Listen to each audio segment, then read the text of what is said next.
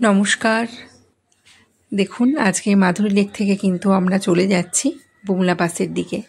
তো যতটা ফিট আমরা ওপরে উঠছি আস্তে আস্তে ততটাই কিন্তু বরফবাড়ি আরম্ভ হয়ে গেছে চারিদিকটা, দেখতেই পাচ্ছেন।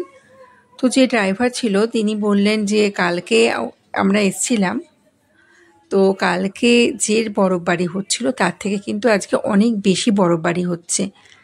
তো দেখুন কিছুটা দৃশ্যও কিন্তু আপনাদের সাথেও আমি দেখাচ্ছি। আর চারিদিকটা মনে হচ্ছে যেন কেউ সাদা চাদর বিছিয়ে দিয়েছে পাহাড়ের গায়ে, ভারী অপরূপ লাগছে দেখতে। আর এই যে বরফবাড়ি দেখা, তানিবিরও কিন্তু ভীষণ উত্তেজিত হয়ে যাচ্ছে যে কখন নামবে, কখন মানে ওরা বরফে নিয়ে খেলবে সেটাই। তো অনেকটা ফিট উঁচুতে, ওদের শ্বাস প্রশ্বাসের যদি কোনো প্রবলেম হয় সেটাও একটা টেনশানেরও ব্যাপার। তো যাচ্ছি, দেখি কি হয়। তো ওখানে তো শুনেছি সব রকম ব্যবস্থা আছে, অসুবিধা হলে আর্মিরা সবসময় কিন্তু সাহায্য করে। তো আমরাও চলে যাচ্ছি। কিন্তু যখন আমরা তাওয়াং থেকে যখন যাত্রা শুরু করেছিলাম তখন কিন্তু ওয়েদারটা মোটেও এরকম ছিল না, তখন কিন্তু রোদ ছিল। ওয়েদারটা কিন্তু যত উপরে উঠছি ততই কিন্তু ওয়েদারটা এরকম হয়ে যাচ্ছে। তো দেখুন ভারী অপরূপ লাগছে চারিদিকে, এত বরফ পড়ছে, দেখতেও কিন্তু ভারী সুন্দর লাগছে।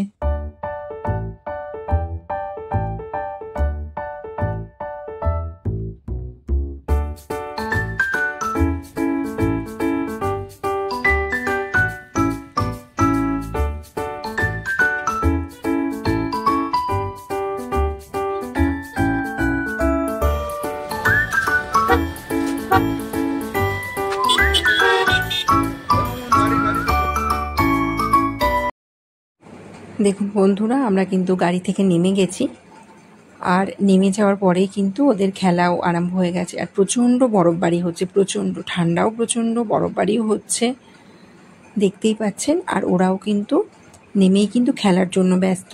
আমি ভেবেছিলাম যে শ্বাস প্রশ্বাসের একটু প্রবলেম হবেই, কারণ এখানে এসে দেখলাম অনেক বাচ্চাকে কিন্তু অক্সিজেন দিচ্ছে, অনেক বয়স্ক মানুষকেও। এখানে অক্সিজেন দেওয়ার কিন্তু আর্মিদের কাছে ব্যবস্থা আছে কোনো রকম যদি কেউ অসুস্থ হয়ে যায়।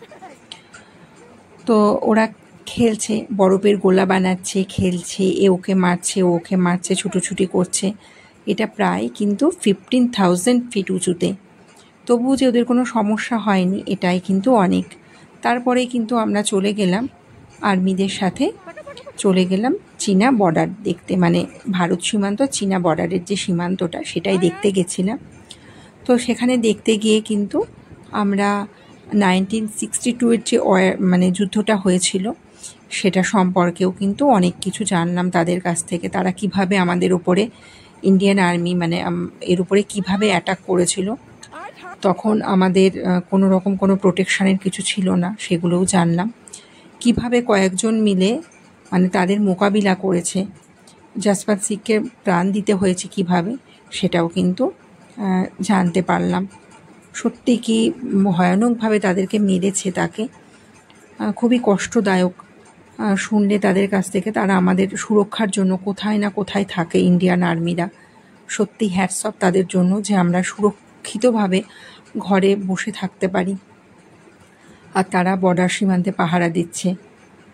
তো দেখুন আমরা এখানে সমস্ত কিছুই দেখলাম। আর ওই দিকের চীনারা কোথায় এসে মিটিং করে, যখন মিটিং হয় দুই পক্ষেরই, আর ভারতের কোথায় মিটিং হয় সেগুলোও কিন্তু আমরা সমস্ত কিছুই দেখেছি। তো ভিডিও করতে পারিনি, কারণ ওইখানে ভিডিও করাটা কিন্তু বারণ ছিল, তাই জন্যই কিন্তু আমরা ভিডিও করতে পারিনি।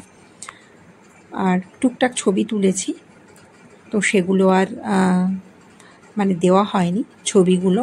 তো নেক্সট ভিডিওতে অবশ্যই আপনাদের সাথে শেয়ার করব। আর দেখুন ওরা কিন্তু খেলতেই ব্যস্ত, ভীষণ আনন্দ করেছে ওরা এখানে এসে, মানে যেটা ওদের মনে হয়েছে সেটাই কিন্তু ওরা করেছে। দেখুন বরফ ছুটছে, গোলা বানাচ্ছে। তো বন্ধুরা আজকের মতো এই পর্যন্তই, ধন্যবাদ।